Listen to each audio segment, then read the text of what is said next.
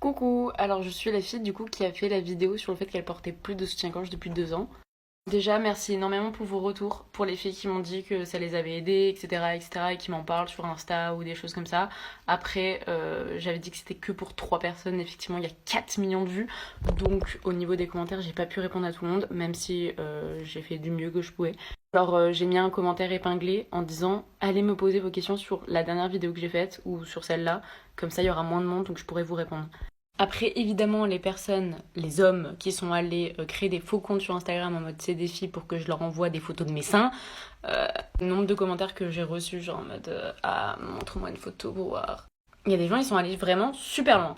Bref, du coup, maintenant, on va répondre aux questions que j'ai reçues le plus fréquemment. Et vu que maintenant, on a la possibilité de filmer pendant 3 minutes, ça m'arrange bien. Donc, tout d'abord, la question est-ce que ça te dérange? Est-ce que la forme se voit? Est-ce que ça te dérange pas pour sortir, le regard des autres? Comment tu fais pour pas que ça se voit trop, etc.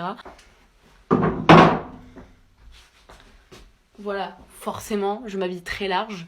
Mais faut savoir que quand je porte des petits tops comme ça, assez décolletés et assez courts, ça me dérange pas non plus, en fait, de pas porter de soutien-gorge, tout simplement parce que, en fait, avant, quand j'étais au lycée, ça me dérangeait peut-être un peu plus, parce que du coup, il y avait moins de gens qui le faisaient. Mais maintenant, il y a de plus en plus de filles qui le font, et il y a de plus en plus de petites techniques qui pourraient peut-être vous aider. Déjà, pour commencer, faites-le petit à petit. En fait, ne passez pas de soutien-gorge tous les jours à plus rien d'un coup. Faites genre une fois par semaine, après vous faites 2 fois par semaine, après vous dites vas-y cette semaine j'essaie de pas en mettre, etc. Et moi ce que j'utilise des fois c'est il y a des caches tétons qui existent, qui sont très bien si jamais ce genre de choses vous dérange. Moi c'est pas forcément le cas, je m'habille large donc on les voit pas forcément. Ou vraiment si ça vous dérange, etc. Des petites bralettes, en fait c'est des soutiens-gorge. Moi par exemple c'est un soutien-gorge, j'avais des armatures juste ici au niveau des baleines, je les ai enlevées et du coup le truc est...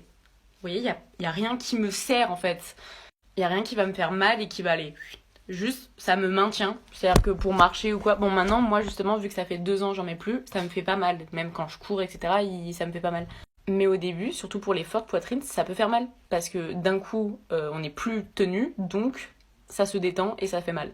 Bien sûr, après, le but, c'est que les muscles là se forment et que du coup, ça se développe et que du coup, ça les remonte et que ça les renforce. Surtout comme ça, vous avez plus mal.